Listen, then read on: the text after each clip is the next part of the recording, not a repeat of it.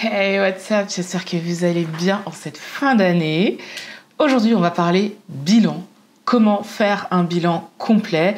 Ouais, je pense que c'est vraiment la période idéale pour faire une introspection de ce que l'on a vécu pendant cette année et pas simplement se dire c'était bien, c'était pas bien, mais quelles leçons on en a tirées? Est-ce qu'on a célébré nos victoires? Voilà, des fois, on ne prend pas le temps de faire tout ça. Aujourd'hui, je vais vous montrer comment moi je fais pour vraiment tirer profit de tout ce qui s'est passé pendant cette année et surtout mieux commencer l'année 2025. Déjà, pourquoi faire un bilan? Je pense que ça permet d'avoir une carte vraiment lisible de ce que l'on a vécu, de nos progrès, des leçons apprises pendant l'année. Et ça permet aussi d'avoir un moment de réflexion pour comprendre ce que l'on a vécu. Parce que oui, on a vécu des choses, mais comment on les a vécues, ça permet aussi de relativiser certaines choses et de comprendre notre fonctionnement et de se dire, ok, j'ai compris ça, parce qu'il s'est passé ça, j'ai réagi comme ça, et ça me permettra dans le futur de peut-être soit agir de la même manière, ou au contraire de ne pas agir de la même manière, parce que finalement, j'aurais pris le recul nécessaire pour analyser ce qui s'est passé. Donc pour moi, vraiment les bénéfices de faire un bilan, c'est déjà d'avoir une clarté de son évolution sur une période donnée. Là, on va le faire sur l'année écoulée, mais vous pouvez vous dire que, ok, l'année prochaine, je ferai un bilan peut-être tous les 3 mois, parce que ça vous permet aussi de rectifier le tir peut-être plus facilement et rapidement qu'en attendant une année complète. Ça permet aussi de renforcer sa motivation parce que justement, on va analyser ce qui s'est passé pendant l'année, on va célébrer ses victoires et le cerveau, il adore ça. Le cerveau, c'est un muscle que l'on doit entraîner. Donc si on lui montre que en réussissant certaines choses, on fait la fête, on se remercie, il va se dire « Ok, ça j'aime bien, donc pour avoir ça, il faut faire ça. » Et ça va devenir quelque chose de beaucoup plus naturel. Et puis aussi, ça nous permet de comprendre qu'on est dans un apprentissage continu. Tout ce qui n'a pas fonctionné, ça nous permet de relativiser et peut-être de mettre en place un nouveau système de travail, un nouveau système de pensée, mais en tout cas, ça nous permet de grandir.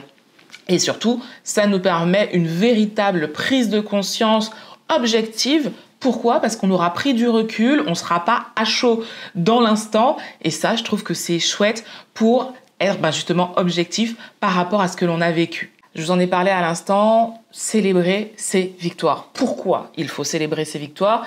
Parce qu'en fait, ça va créer une boucle positive et en fait, tu vas renforcer cette connexion entre tes efforts et le résultat obtenu. Et ça va te motiver à continuer. Je viens de vous le dire, le cerveau, il adore ça. Il adore l'habitude. Nous sommes des êtres d'habitude. Il faut arrêter de penser que les habitudes, c'est quelque chose de chiant qui, au contraire, ternissent un peu la vie trop chouette que vous avez et qui vous enferme dans une routine monotone. Au contraire, notre corps a besoin d'habitude pour avancer. Et lui montrer que on célèbre une victoire, ça lui montrera le chemin à prendre pour les prochaines fois. Célébrer tes victoires, ça va aussi augmenter ta résilience. Parce qu'en fait, peut-être que ce que tu as réussi, ça n'a pas été aussi facile que ça. Peut-être que tu as dû surmonter beaucoup de choses pour justement réussir à défoncer cet objectif. Et en fait, c'est super chouette parce que, alors, c'est chouette. Peut-être que le cheminement était dur, mais au final, sincèrement, je trouve ça chouette parce que ça prouve à ton corps et à ton cerveau que tu es capable d'aller encore plus loin.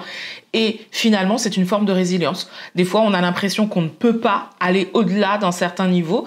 Et en faisant cette introspection, se posant et en célébrant ce que l'on vient de vivre, on réalise que c'était pas facile, mais qu'on a quand même réussi à le faire. Et puis, c'est nourrir la gratitude, en fait. Peu importe la victoire, qu'elle soit petite ou énorme, ça prouve, ça te montre que c'est important de célébrer ce que tu vis et puis ça permet de relativiser sur ce que tu vis. Si tu ne célèbres absolument rien, je ne dirais pas que ce sera considéré comme de l'acquis, mais tu passeras finalement à autre chose rapidement et ta vie, ce sera juste OK, le step d'après, le step d'après, le step d'après, le step d'après, sans jamais te poser pour véritablement relativiser sur ce que tu as vécu, prendre conscience des efforts que tu as mis dans cet accomplissement et te féliciter, tout simplement. Maintenant qu'on a parlé des victoires, on va parler des échecs. Alors, il y a beaucoup de personnes qui n'aiment pas ce mot échec. Ils vont dire non, mais ce ne sont pas des échecs, ce sont des leçons. Ben, la leçon, elle vient parce qu'il y a un échec. Donc, on peut se cacher derrière des termes, mais la réalité, c'est qu'il y a une leçon parce qu'il y a un échec. Et un échec, ce n'est pas un gros mot, bien au contraire. C'est vrai que dans les pays francophones, on n'aime pas trop cette notion, alors que, par exemple, quand on va aux États-Unis et qu'on parle d'échec, ben, pour eux, c'est cool parce que l'échec te permet de grandir, te permet de devenir meilleur. Donc l'échec, c'est pas un gros mot et on peut parler d'échec. Donc forcément, vous avez eu des échecs pendant cette année, qu'ils soient petits ou plus gros. Et c'est hyper important quand on fait un bilan de revenir dessus. Déjà, de revenir dessus avec du recul, ça permet de dédramatiser ce que l'on a vécu. Quand on est à chaud dans un événement, quand l'émotion est encore à vif, ben, on peut exagérer ce que l'on vit parce que justement c'est trop tôt en fait. C'est trop tôt et on n'a pas encore le recul nécessaire. Alors que quand on a vécu quelque chose il y a plusieurs mois, ben, déjà la pression elle est redescendue et ça peut nous aider à être beaucoup plus objectif sur ce qui s'est passé. Il y a un exercice qui est hyper cool que je trouve, c'est quand vous vivez quelque chose de vous dire « Ok, dans 5 minutes, est-ce que cette chose aura de l'importance ? Dans 5 heures, est-ce que cette chose aura de l'importance ? Dans 5 jours, est-ce que cette chose aura de l'importance ? Dans 5 mois, dans 5 ans ?» Et très souvent, on réalise que non, en vrai, ça n'aura pas d'importance. Mais c'est pour vous prouver que justement, avec le temps, on comprend que les choses sont moins graves qu'elles n'y paraissaient à l'instant T, et c'est ça qui permet d'être objectif dans l'analyse de ce qui s'est passé. Faire le bilan de ces échecs, c'est aussi identifier la leçon. Je suis persuadée qu'il y a une leçon derrière chaque échec. Alors, je vais quand même mettre un gros guillemet dans le sens où il y a une leçon derrière chaque échec que l'on va vivre. Par contre, chacun aura et prendra le temps qui lui est nécessaire pour comprendre cette leçon. Je vais vous donner un exemple tout con. J'ai vécu quelque chose, je devais avoir 21, 22 ans. Ça a été un très gros échec, très très gros échec. J'ai compris la leçon l'année dernière. J'ai 41 ans. Est-ce que vous voyez le laps de temps qu'il m'a fallu pour comprendre cette leçon ? Je vous ai dit, j'avais 21 ans quand j'ai vécu ça. J'ai compris la leçon l'année dernière, à l'année de mes 40 ans. Donc, chacun a son rythme. Chacun a son rythme. Personne ne peut vous dire comment vous devez vivre votre émotion. C'est à vous et vous seul de vous dire « Ok, là, je commence à comprendre ce qui se passe et ce qui s'est passé ou pas ».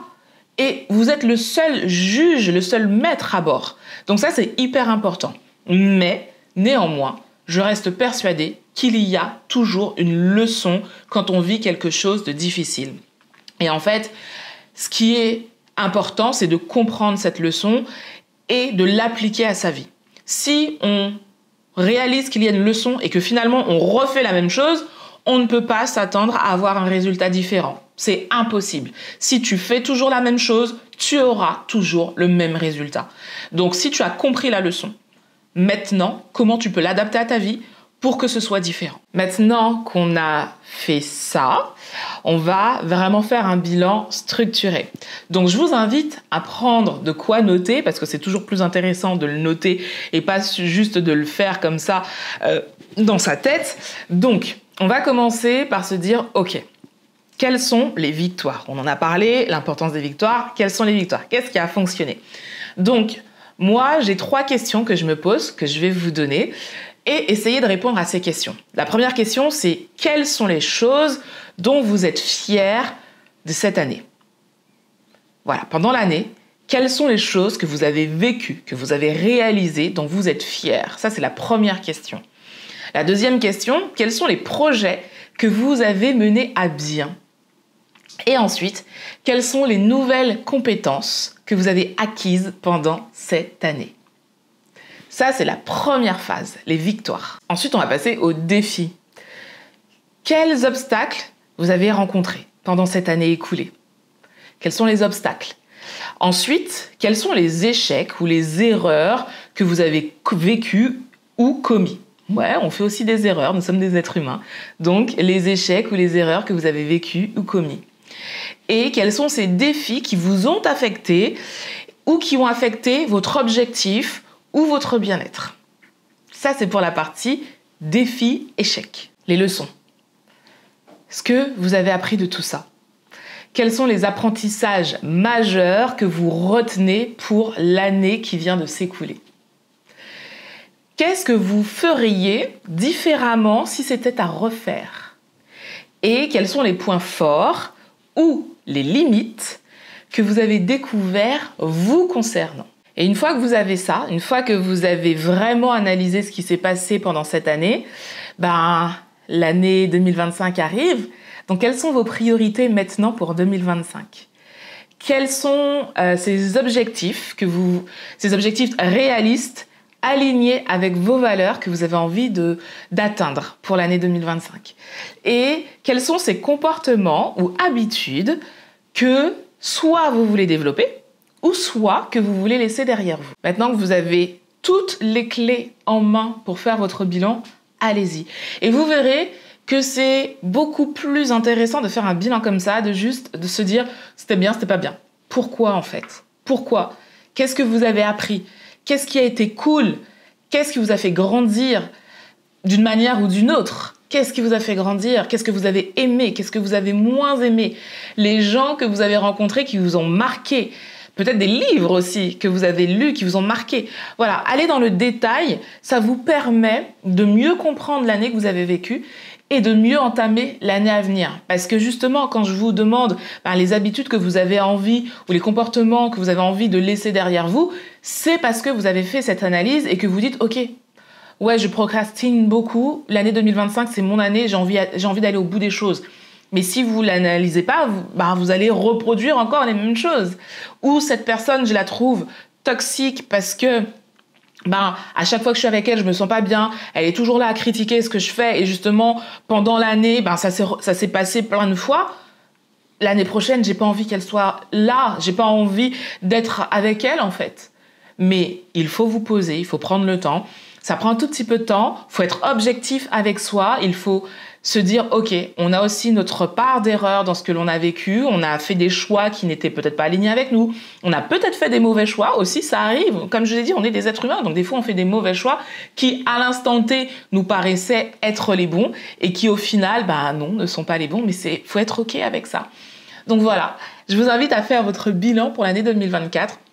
Dites-moi en commentaire comment s'est passée votre année 2024 après avoir fait votre bilan. Est-ce que d'ailleurs vous avez l'habitude de faire des bilans? J'aimerais beaucoup savoir. Ou est-ce que vous êtes plutôt la team c'était bien, c'était pas bien, point barre, on passe à autre chose? Voilà, dites-moi tout ça en commentaire. Si vous pensez que quelqu'un aurait peut-être besoin de faire un bilan de son année, transférez-lui la vidéo. C'est trop cool de votre part et je vous en remercie déjà. Sur ce, on continue les vidéos pendant toute cette période. J'espère que ça vous plaît. N'hésitez pas aussi à me dire s'il y a certaines vidéos dont vous avez une thématique que vous aimeriez que j'aborde. Je le ferai avec plaisir. Sur ce, comme d'hab, prenez soin de vous, prenez soin des gens que vous aimez et je vous fais de gros bisous. À très vite.